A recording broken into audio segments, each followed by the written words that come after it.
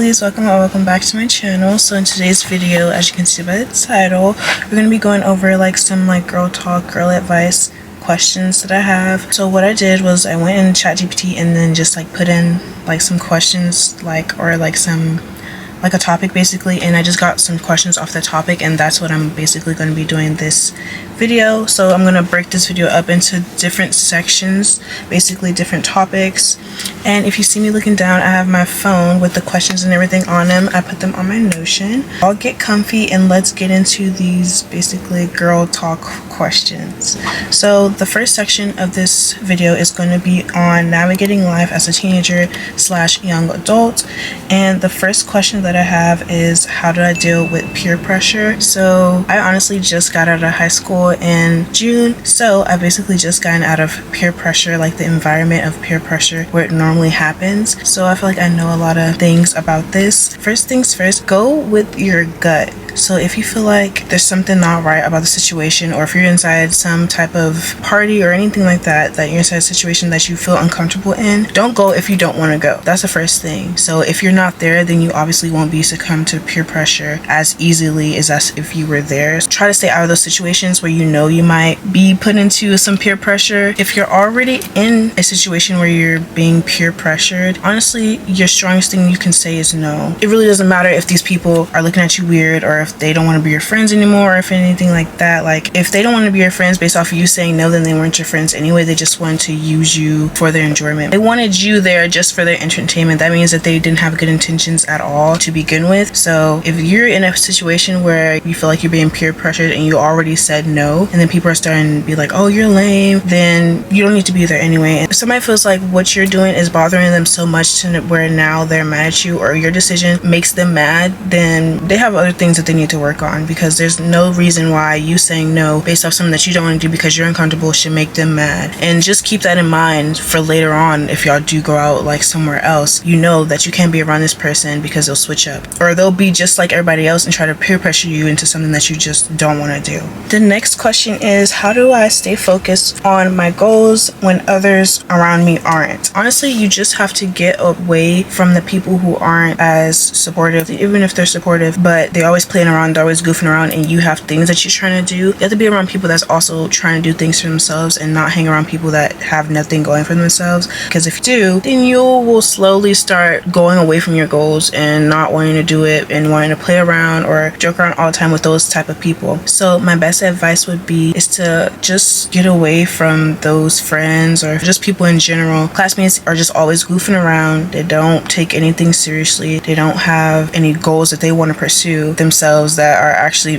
helping them become a better person, and later on you'll regret hanging around those type of people and not being able to get your goals done basically. So yeah, stay away from those type of people. Try to be around people that have something going for themselves. Okay guys, so the next question is, how can I handle self-doubt and build confidence? So the first part, how can I handle self-doubt? What I do, especially if it's something that I know I'm gonna have to do either way, I just go and do the thing immediately, or I try to do it, make a plan for it, and then I go and do the thing. Because if I don't, then my mind is going to keep telling me, oh, I'm not going to be able to good enough to do that anyway, or I shouldn't do it because I'm going to look weird doing it this way or this or that. So what you should do is just go ahead and do the things that you're doubting yourself that you can't do. So make a plan, write everything down, write what you think the process will be, and just go do that process. Because if you don't, when will you ever have the time to do it? You won't. That way you can build trust in yourself, so that you know that if you tell yourself, okay, I'm going to do this on this day, and you actually do it on that day, you're building trust in yourself and you're building confidence in yourself, to where you know that the things that you promise yourself you're going to be able to do. The second one, build confidence, is basically tying into what I just said. Just make sure if you're telling yourself that you are going to do something, you actually do it. Because when you don't do that, it'll start to be like you can't trust yourself, or in the back of your head you're like, oh, I already said it this many times and I still haven't did it, so what makes me think I'm gonna do it now? It's things like that that actually bring down your confidence in yourself and make you feel like you aren't capable of doing anything that you say you were going to do. Okay, so the next topic in general is planning for the future. This is something that I did towards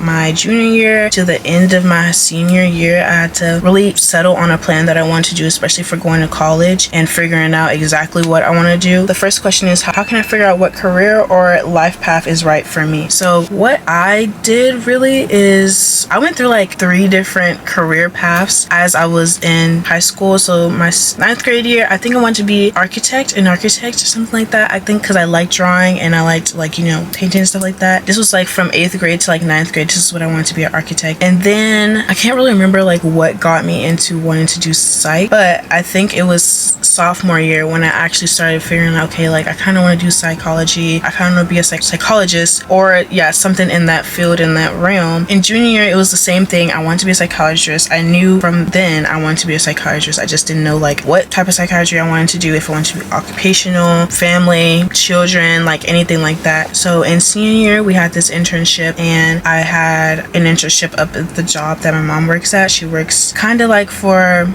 in psychiatry. She kind of works like that. So I was talking to one of the head psychologists up there, and he was telling me like, don't take the path of psychology because they want you to have a lot of experience before you can actually get a good job and actually put yourself out there into that field. So you'll be trying to work on an experience before you even get a job. So he told me instead do something in nursing. That way, once you get your nursing degree and you get the things that you need, you can start making money immediately, because you know people need nurses and stuff like that. So I didn't want to let go of psychology. So what I did, I just looked up like nurses that were in the psychology field, and that's how I figured out I wanted to be a nurse practitioner, a psychiatric nurse practitioner. So I'm still in the field that I want to be in, and I'm also able to make money as soon as I get out of college, and I'm not like stalling and waiting for like opportunities to make money, because I'm not trying to have any debt after I get out of college. Like I'm trying to pay it immediately after I get out of college, so I won't have to worry about it. So that's one of the ways you can do it. I would just say it's going to take a while. It's not something that you should rush, because if you rush it and you just get into something, later on you're going to want to change your mind and you're going to feel like, okay, I just wasted all this time. So take the time to actually figure it out and plan out everything. Go through different careers. If you can, put yourself in different places to where you can talk to adults that already have the jobs that you're thinking about, so they can actually help you and tell you like some advice about that career and things that they wish they would have did. Or just say like, write out like 3 different careers that you want to do, that you might consider doing later on in life, and write down the salary,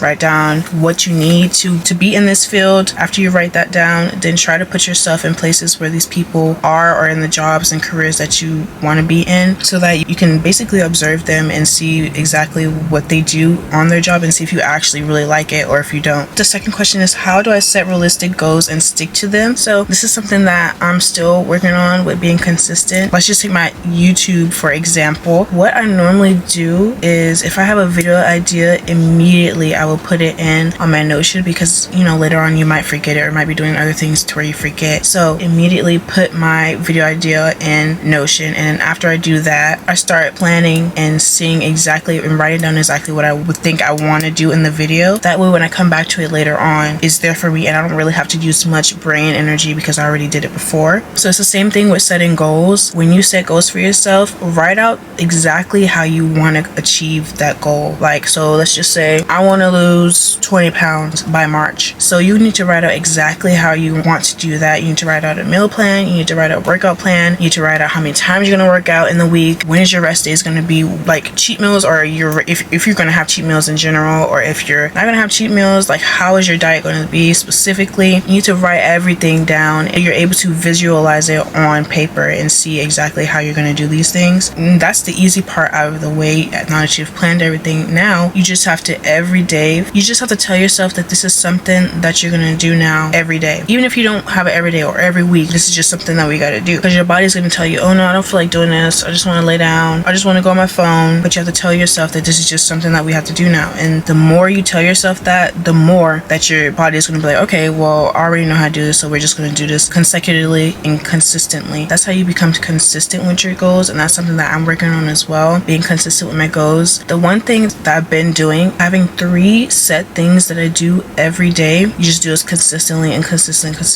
then after you feel like you know what you're doing now is like breathing, then you can add some more things to that list, and you just do these things every day. And I would say do this for like, honestly, for a month. Just do these 3 things every single day or every single week, or however you want to do it. That way your body can get used to it and your brain can stop saying, oh, I don't want to do it anymore, because you're not used to these goals that you're trying to achieve for yourself. The last question in this section is, when should I start saving money and how do I do this effectively? I don't have a problem with saving saving money. It's just like when I do get money, it's like I immediately want to spend it. So I guess that is a problem, but you know what I mean? Like I immediately want to spend the money. So it's like that whole time I didn't have the money, I was thinking about things I need to buy. So before I even get like a paycheck, go in and I write in my notes. I'll put up like a screenshot on the screen right here, and I write in my notes and I literally write out exactly where my money is going, because it helps me think about, okay, if this is all planned out, then now I have this much money that I can actually spend on myself. That way I won't go over that. The first things first, before I even touch like any of the money in my paycheck, even if it needs to go to like, you know, credit cards, bills, or anything like that, I put away $100. Me and my dad, we have this thing set up to where I send him money, like $100. Most of the time it's $100, and I send him $100 for that week. And since I get paid every week, or I used to get paid every week, because for me, if it was in my savings, it would get used. What you can do if you really have a hard time doing it, then just send it to somebody else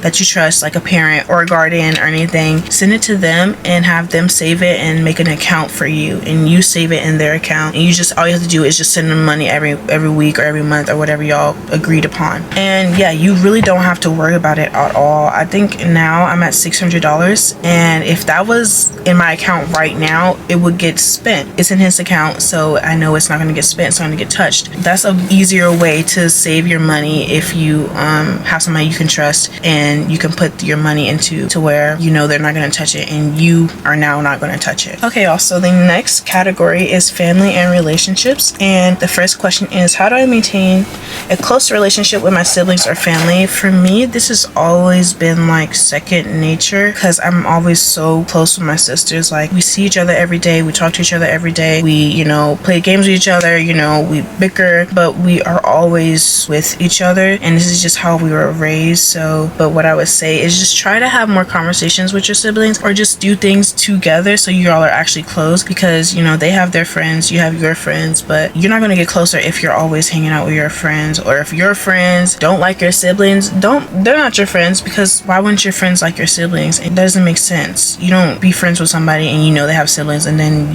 they don't like them. Like, that's weird. If you have friends like that, get away from them, because they'll try to split you and your siblings up. What I would say is just spend more time with your siblings and go places with them, or just spend time with them like at home and stuff like that. Try to be more patient with them, because I know since I'm the oldest too, I have to be more patient. And even if they are like saying certain things, like you can't just like immediately blow up and do all this other stuff, extra stuff, because then they're not going to want to be around you. Even if you do try to be around them, they're not going to, because they have a fear that you're going to like get mad at them or be mad at them or anything like that. So be patient with your younger siblings. Even if they're not younger, they're older. Be patient with your siblings in general, and actually try to be closer and put in the effort to spend time with each other. The next question is, how can I set boundaries with friends and family without feeling guilty? Honestly, with boundaries, you just have to check things that need to be checked. If you have somebody and they're doing something that you don't like, and you just let them continuously do the thing that you don't like, then you're not setting a boundary with yourself. You're just gonna let them run over you. That's passive aggressive, if I'm being honest, and you don't want to be passive aggressive, because then people start using you and they start taking advantage of you and using you as a doormat, basically. So what you need to do is, if as soon as you figure out somebody is doing something that you don't like, immediately call them out on it. Immediately ask them about it, or ask them, why are they doing this, or why they feel like they need to do this, or treat you this certain way. Because if you don't and you try to do it later on, it's not going to matter. Like, you should do it the first time. I've had to learn about this before in the past, so it's like, I feel like I have experience in this. You have to immediately ask somebody or confront somebody about something that they're doing to you and that you don't like. That's how you start setting boundaries, because once you start doing it, they'll be like, oh, I can't do this with you,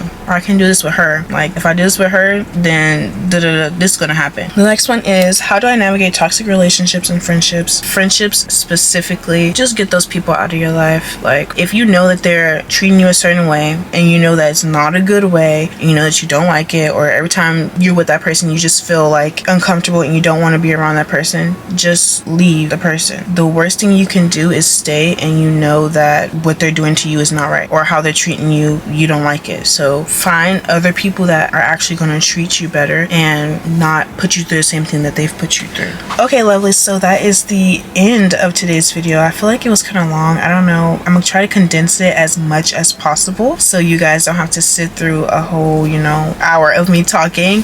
But yeah, I hope you guys enjoyed today's video, and I hope you guys like these types of videos. Don't forget to comment down below if you would like a part 2 of this, because I still have questions I didn't do and I just didn't want it to be too long. So So if you guys enjoyed this video, don't forget to comment, like, and subscribe to my channel if you haven't already, and I'll see you guys in the next video. Bye.